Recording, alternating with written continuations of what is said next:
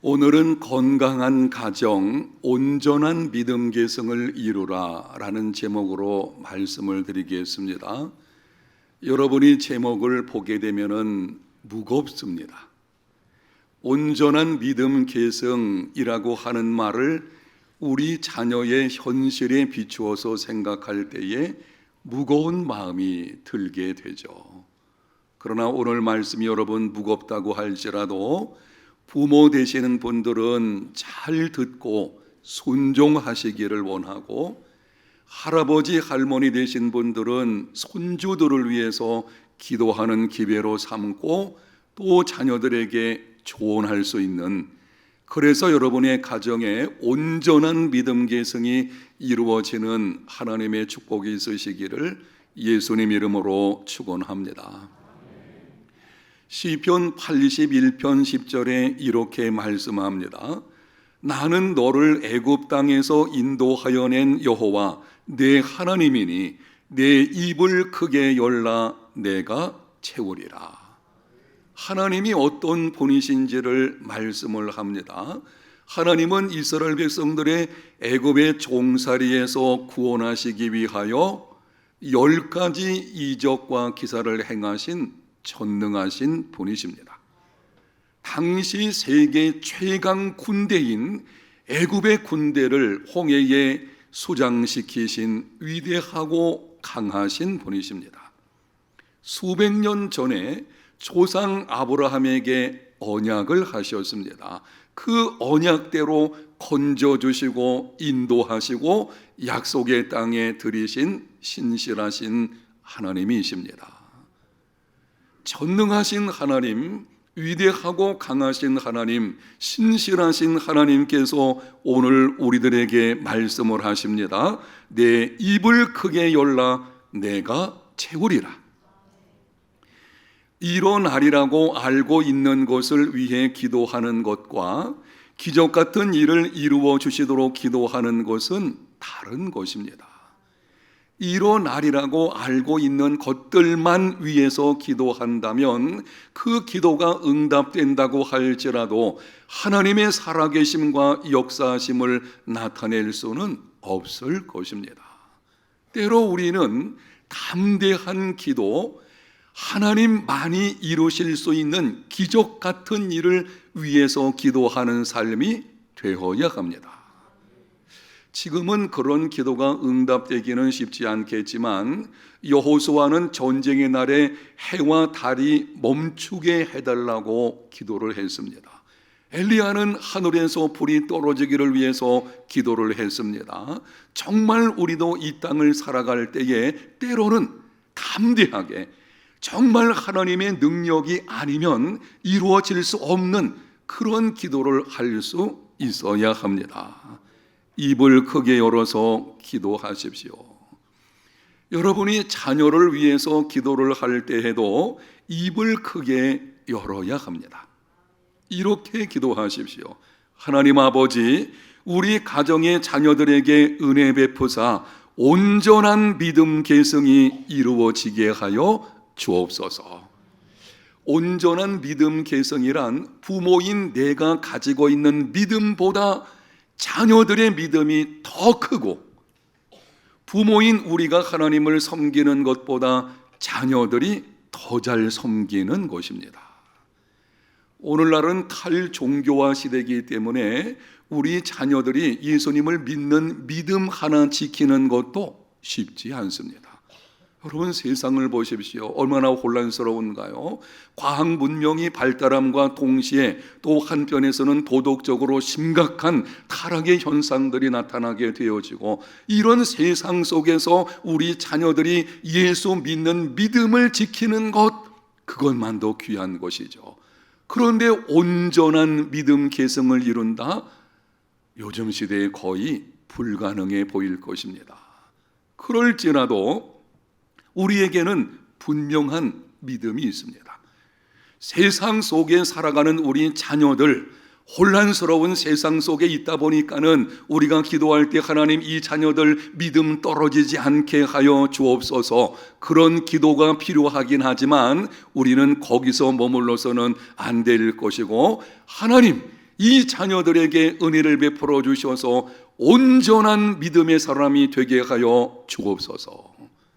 내 속에 있는 믿음보다 더 큰 믿음을 주시고 내가 하나님을 섬기는 것보다 더 잘 섬기는 자녀들이 되게 하여 주옵소서. 불가능해 보일지라도 우리 자녀들이 인격적으로 예수님을 만나고 성령께서 충만히 그들에게 임하시면 이런 놀라운 역사가 일어나게 될 줄로 믿습니다. 입을 크게 열어서 기도하십시오. 하나님께서 말씀하십니다. 내가 채우리라. 이렇게 온전한 믿음 계승을 이루려고 하면 부모가 반드시 기억하고 해야 할 일이 있습니다. 온전한 믿음 계승을 위해서 부모인 우리가 어떻게 해야 되는지 오늘 본문 말씀에서 몇 가지를 주십니다. 4절 상반절을 보겠습니다. 또 아비들아. 이 말씀에는 중요한 두 가지 의미가 있습니다. 첫 번째는 자녀 교육에 대한 우선적인 책임은 부모에게 있다. 여러분이 영상에 있는 말씀을 한번 눈을 크게 떠서 보십시오. 목사들아, 교사들아 그렇게 말씀하지 않아요. 아비들아, 부모에게 말씀을 하시는 것입니다. 부모들 가운데 보게 되면 자녀들을 교회에 데리고 나와서 주일학교에 맡기는 것으로 신앙생활을 다 했다고 생각하는 경우가 있어요. 이건 뭔가 좀 문제가 있지 않습니까?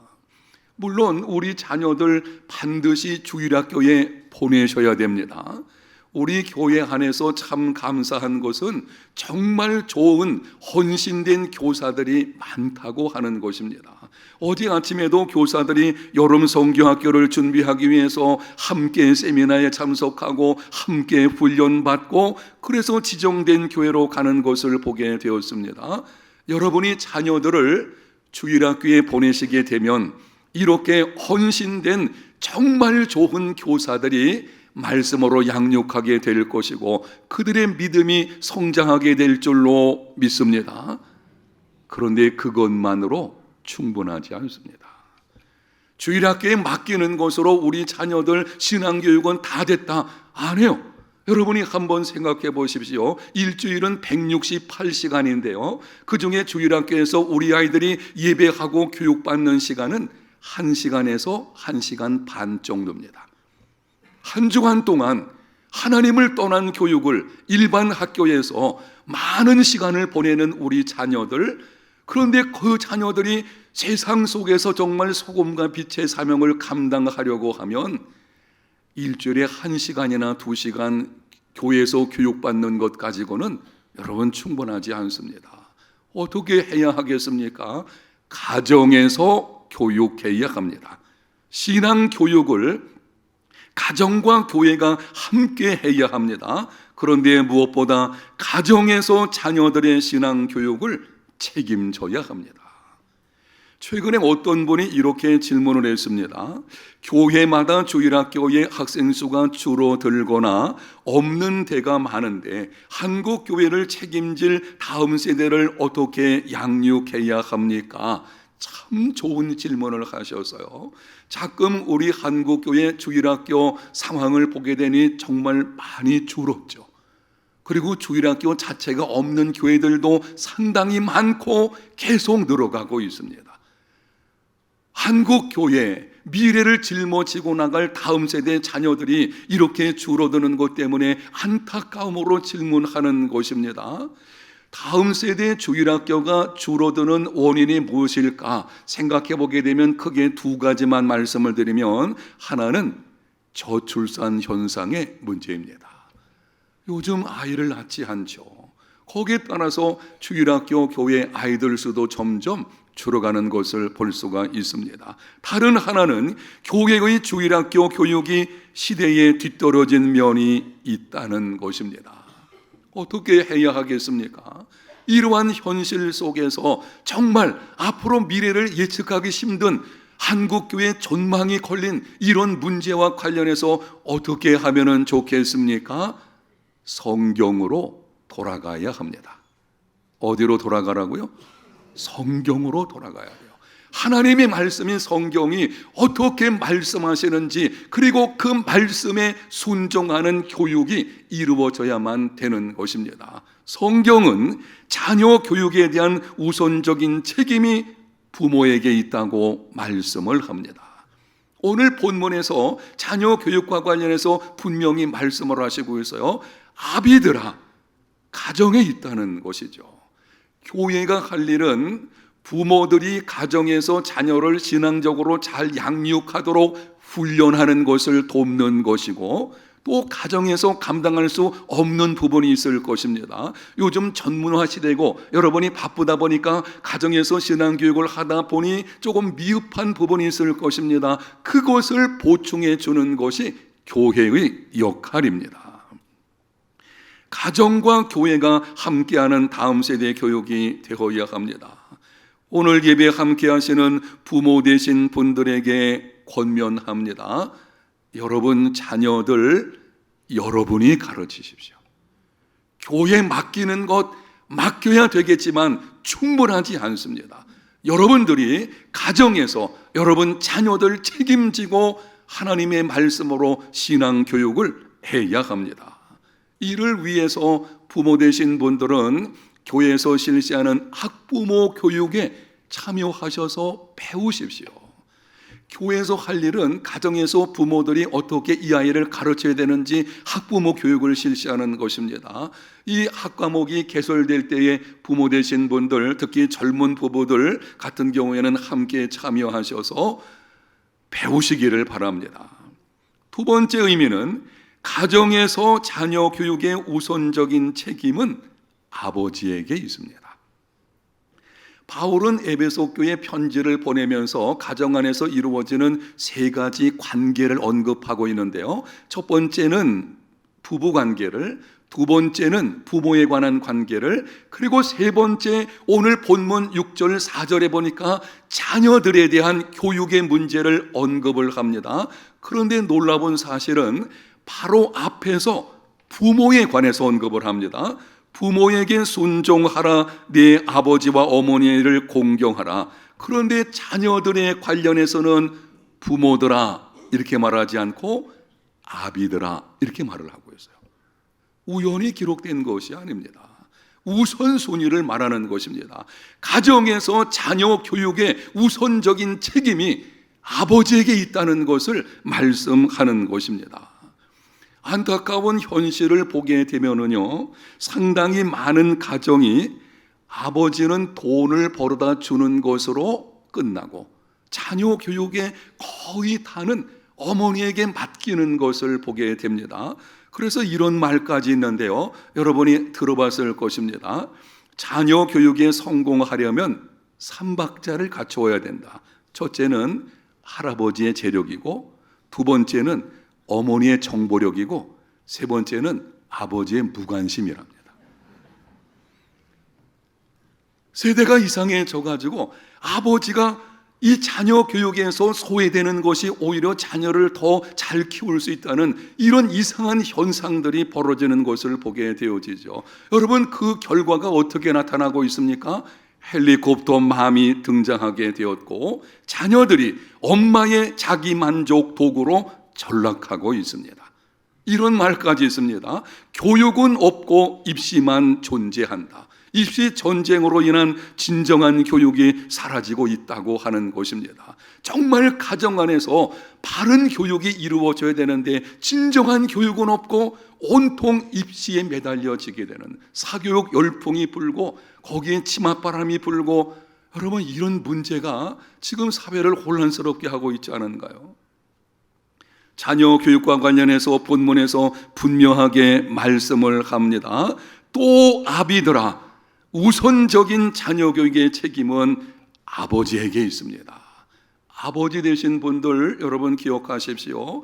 하나님께서 우리 가정에 자녀를 주셨을 때에 그 자녀에 대한 교육의 책임과 최종적인 책임도 아버지에게 있다는 것입니다. 그럼 어머니는 돕는 역할을 하는 것입니다. 자녀 교육의 성공하려면 우선순위가 바르게 되어야 되죠. 지금 오늘 본문에서 말씀하는 우선순위가 잘못되어지면 그렇게 자녀를 위해서 애를 썼음에도 원하는 만큼 결과를 얻지 못하게 되는 것입니다. 진정 자녀 교육에 성공하려면 부모가 함께하되 함께해야 됩니다.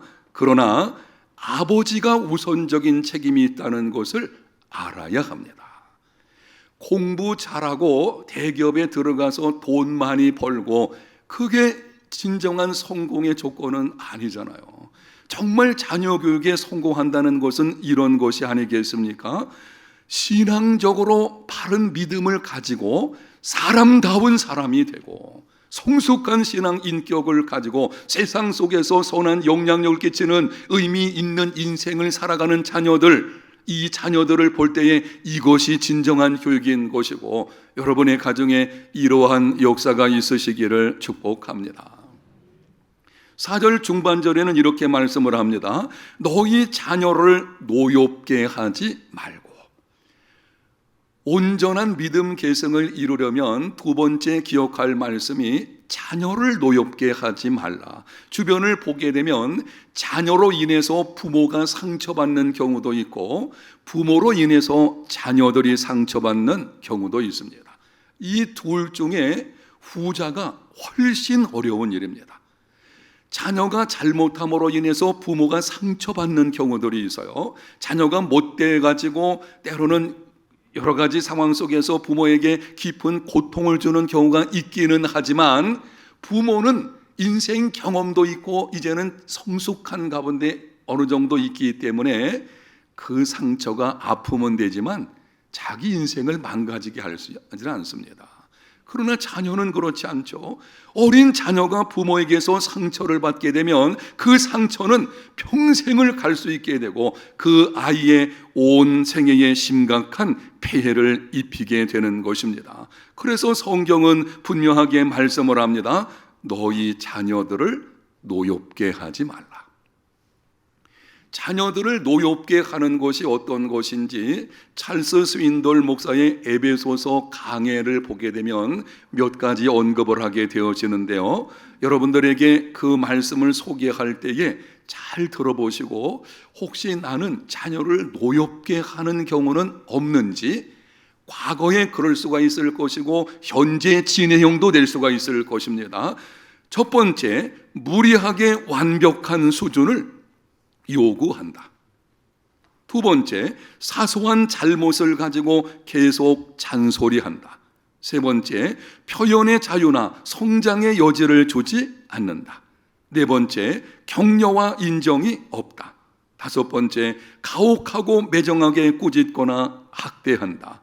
여섯 번째, 사람들 앞에서 창피를 준다. 일곱 번째, 훈육이 잘못에 비해 부당하거나 극단적이다. 여덟 번째, 훈육의 일관성이 없다. 아홉 번째, 과잉 보호로 성장을 막으며 버릇없는 응석바지로 키운다. 열 번째, 어떤 한 자녀를 편애한다. 여러분은 어떻습니까? 자녀는 부모인 내 것이 아닙니다. 우리는 마치 자녀가 나의 것인 양 내 생각대로 함부로 다루는 경우가 있게 되는데요. 아니죠. 하나님께서 우리 가정에 맡겨주신 선물입니다. 소중히 여겨야 될 것이고 때가 되면 자녀는 떠나 보내야 합니다. 자녀를 노엽게 하지 마십시오. 혹 말씀을 듣는 여러분들 중에서 자녀를 노엽게 해서 상처 가운데 있는 자녀들이 있다면 어떻게 해야 하겠습니까? 이렇게 하십시오. 자녀에게 용서를 구하십시오. 가부장적인 가정 분위기 속에서 자녀에게 용서를 구한다? 이건 생각할 수도 없는 일이겠죠. 가부장적인 사회, 우리나라가 지금까지 많이 그렇게 왔죠. 그런데 부모가 자녀에게 용서를 구한다? 이게 잘 쉽지 않게 될 것입니다. 그러나 명심하십시오.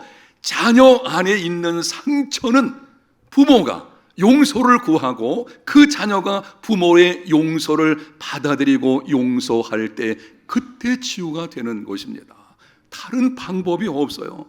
부모가 자녀에게 말을 합니다. 미안하다. 내가 너에게 상처를 주었구나. 아빠가 잘못한 것을 내가 용서해 줄 수 없겠느냐?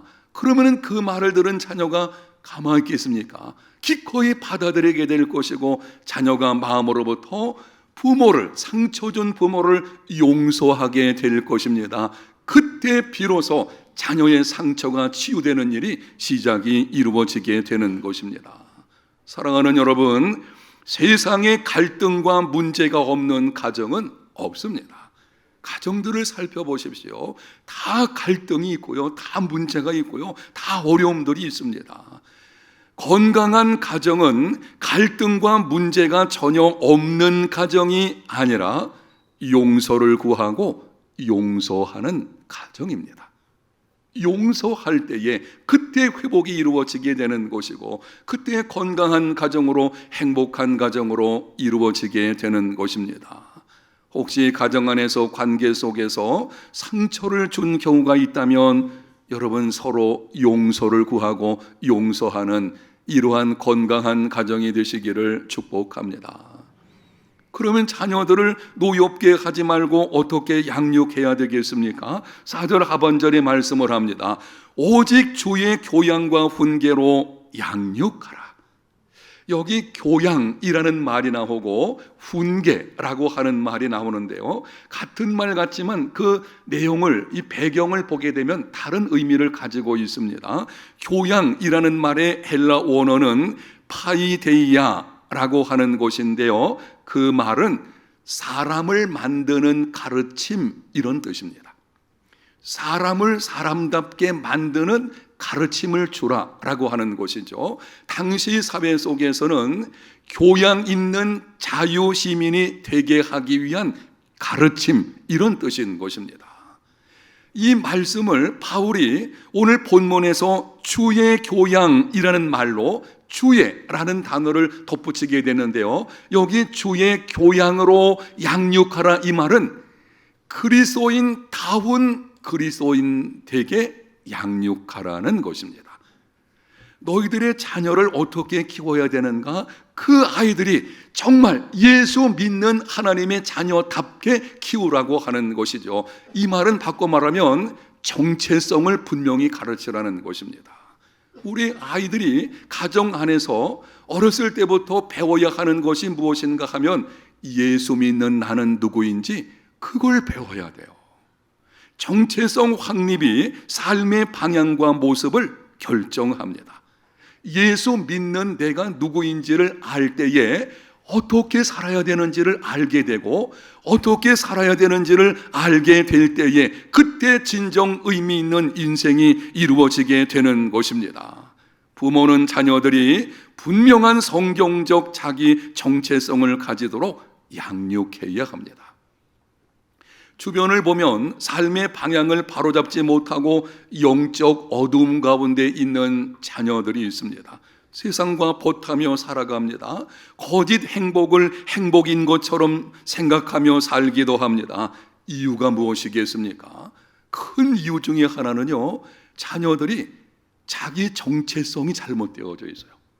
자기 정체성이 없진 않아요. 나름대로 가지고 있는데 이 정체성을 잘못된 기준의 근거에서 정하게 된 것입니다. 세 가지 정도 말씀드릴 수가 있는데요, 첫째는 내가 하는 일로 나를 규정하는 것, 이게 잘못된 정체성이죠.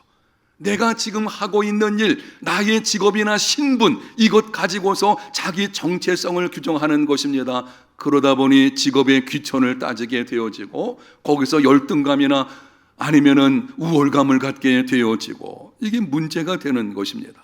두 번째는 내가 이룩한 일로 나를 규정하는 것이 있습니다. 나는 이렇게 큰 일을 행한 사람이야 라는 거죠. 나는 사업에 성공하고, 나는 박사학위를 가지고 있고, 나는 열구 실적이 이렇게 높은 사람이야, 이런 방식대로 내가 행한, 이루어 놓은 그 일 가지고 자기 정체성을 규정하다 보니 이런 사람은요, 더 큰 일을 해야 되겠다는 압박감이 있어요.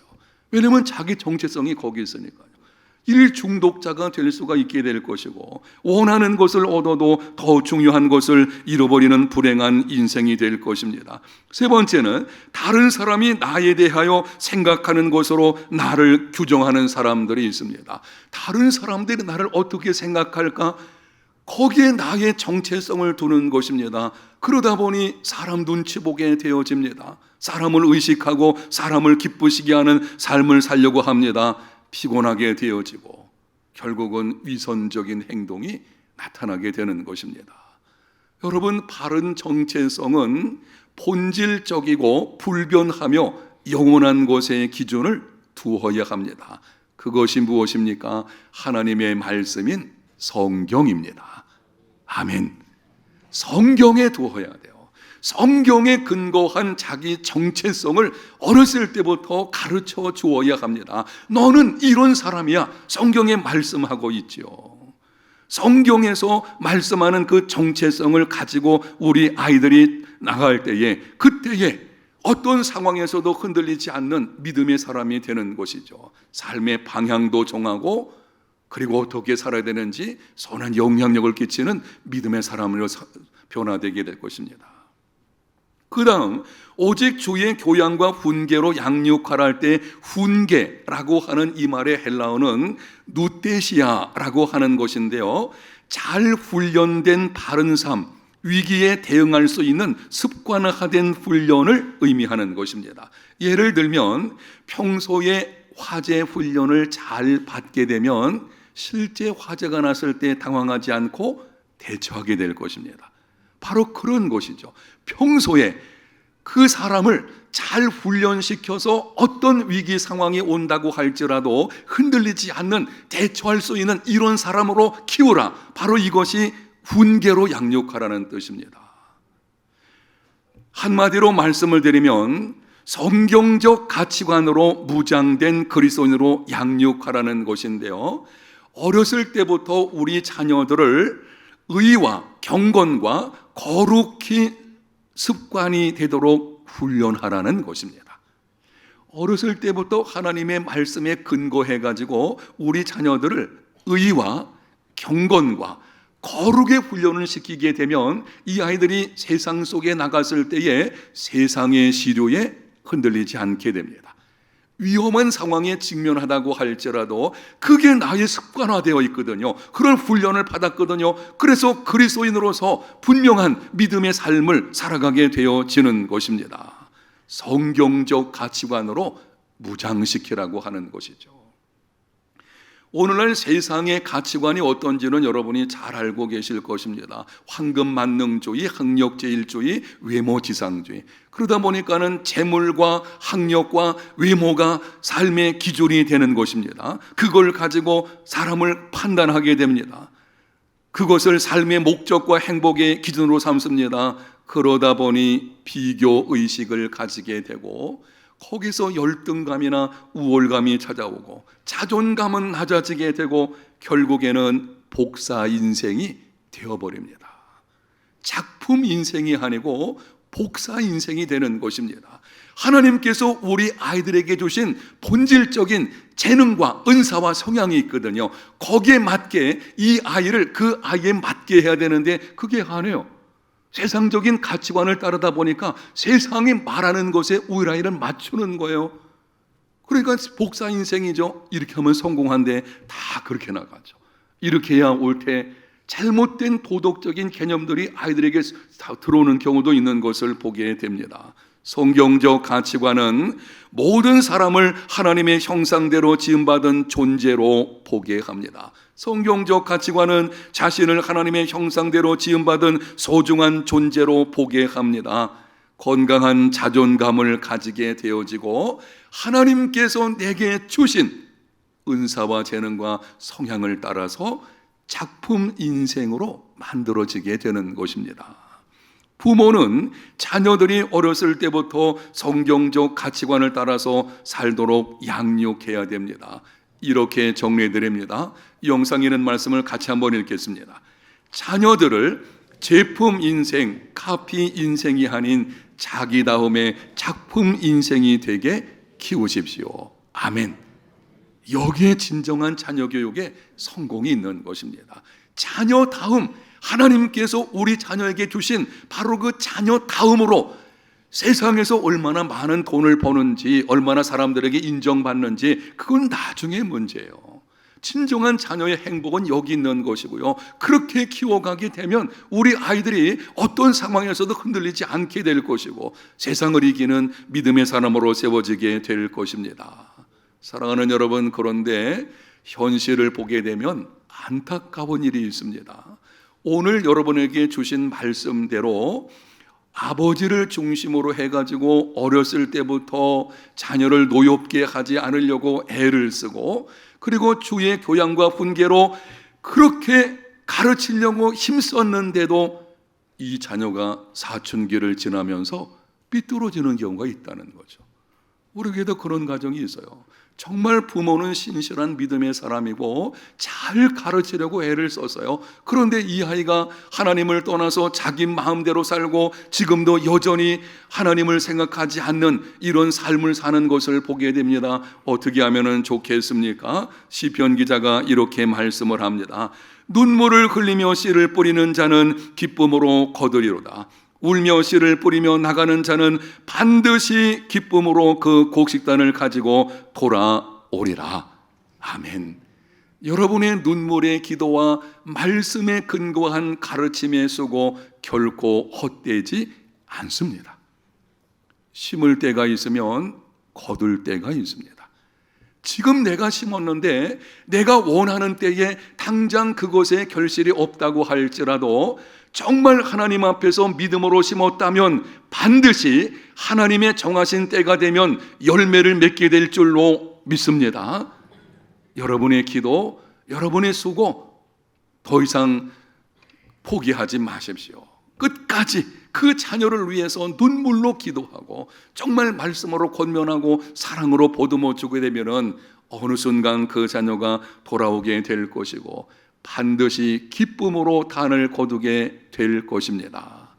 이러한 기쁨과 이러한 은혜가 여러분들의 삶에 넘치시기를 예수님 이름으로 축복합니다.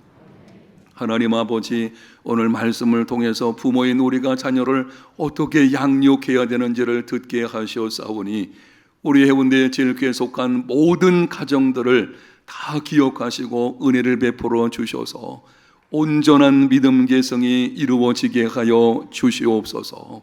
지금은 부족한 가운데 있을지라도 하나님께서 찾아가 주셔서 만나 주시고 성령께서 충만히 임하여 주셔서 우리 모든 자녀들이 마침내 온전한 믿음의 사람으로 우리가 하나님을 섬기는 것보다 더 잘 섬기는 더 큰 믿음의 사람들로 다 세워질 수 있게 하여 주옵소서. 예수님 이름으로 기도합니다. 아멘.